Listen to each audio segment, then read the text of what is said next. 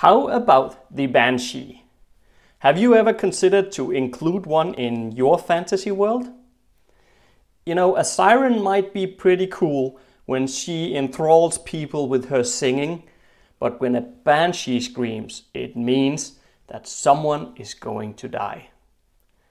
This creature is actually very misunderstood, so let me explain all about it. Let's get into it.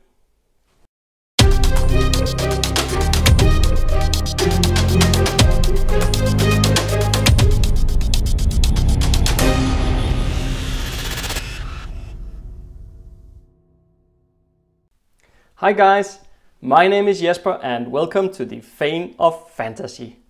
This channel is all about giving you inspiration to master your craft and create fantasy that will truly immerse your audience. So, what is this Banshee creature? Well, it's arguably the most famous ghost of them all, but at the same time, the one least understood. And if you have followed this channel for a while, you know me well enough by now to realize that we will now change all of that. Let's become experts in the origins of the Banshee and then see how to make the most of it for our own fantasy setting. Now, the Banshee comes from Celtic folklore and is in fact not only much more interesting than you might think, but also different from what most people believe. Our current understanding of the Banshee is very influenced by modern ghost stories, and probably one of the most widely shared images of a Banshee is that of an old woman in rags. Likely with dirty gray hair, very long fingernails and rotten teeth. And she'll have blood red eyes that is filled with hatred, and then there is the screaming, of course. Long and painful, designed to torment the living. This is now where I tell you that it's not entirely true. But before getting into all of that, let's just cover three of the main variations of the Banshee legend. Number one, the Banshee doesn't bring death, but warns a loved one that he or she will soon die. Her cry is chilling to the bone, but she's supposed to be there as an escort to ensure the loved one passes safely on to the other side. Number two, the Banshee is the ghost of a young woman who has been brutally murdered or died in such a horrible way that her spirit still wanders the world. She will watch over her family and her loved ones and then warn them when a violent death is approaching. On to number three. Some Banshees likes to take lives. They stalk their victims, keep screaming at them until the person basically goes insane or dies. At some point, the Banshee was also linked to crows and ravens, which only supported the association with evil and death. But is that the whole story? Is that the truth and nothing but the truth?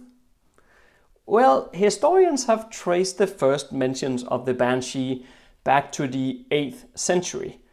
And it was in fact based on a tradition where women referred to as keeners could be commissioned to sing a sorrowful song to express grief over someone's death. Now, these women accepted alcohol as payment for their services, which will inevitably categorize them as sinners and in turn doomed them to become banshees upon their own death. They would turn into this disembodied spirit and could appear in several different forms. It could be a beautiful young woman, or a pale woman in a white dress with long red hair, or a headless woman carrying a bowl of blood, or indeed an old woman with red eyes or a veil covering her face. You see how we are already steering away from the stereotypical belief of what a banshee really is. While her scream was an omen of approaching death, the banshee could in fact also issue her warning by playing music or tap the window in the form of a crow or be seen washing body parts in the river. It could also be something as simple as whispering a name. In truth, the presence of a banshee was originally viewed as a great honor and not as a source of horror at all. Any family would be viewed as extremely important if they had a banshee attending them, which I think is not how we understand the banshee today. Not at all, in fact. In modern times, the banshee has instead become synonymous with evil and almost in league with the devil himself. In truth, banshees would not only look different from one another, they would also act differently. I haven't been able to find any information or speculation on how the banshee is supposed to know of a person's upcoming death, but perhaps it's because of the fact that she herself is already dead. I don't know, who knows? What remains certain though is that many centuries ago belief in banshees were widespread in Ireland, and being a disbeliever was viewed as blasphemous. For the rest of us though, the legend of the banshee has entered the realm of myth and superstition. But that does not mean that we cannot include one in our world building. Quite the contrary. On the topic of world building, I would love to do a world building Q&A video where I answer a whole bunch of questions in one video. I want to pick up those questions from the Patreon only feed over on Patreon. A few new joiners have come on board recently, and for that I am ever grateful. You guys are awesome. We need some more people though before we can kind of make this work and create a good list of varied questions. So I've included the link right here on the screen so you can check out if Patreon is something for you. The link also is also in the description field below, and your support shows that you appreciate the content that I share here on the channel and that you would like to keep it going. Alright, back to the banshee. Let's try and create our own unique version. Since the common understanding is that this creature is pure evil and the true folklore is stating the opposite, I think by leaning towards folklore, it automatically turns towards the unique, as this is not what most think of when considering a banshee. How about our banshee being male? That's different. He's the warden of his clan, and he's dressed in a pure green cloak, although he doesn't have a defined shape but appears more like a mist. Whenever he moves, a fluttering sound will appear, much like birds taking flight at night. We do need to add some tension. So let's say that this banshee is not only there to make sure that members of his clan is passing safely over to the other side, but he's also protecting them from anyone he believes wants to cause them any harm. So, having been a banshee for centuries, his understanding of the realm of the dead, the realm of the living of course, has become quite flawed. So he has now started to kill people off who actually did not intend any harm. And the clan is suddenly, instead of being respected, now gone to become feared and viewed as an outcast because of their connection to this banshee.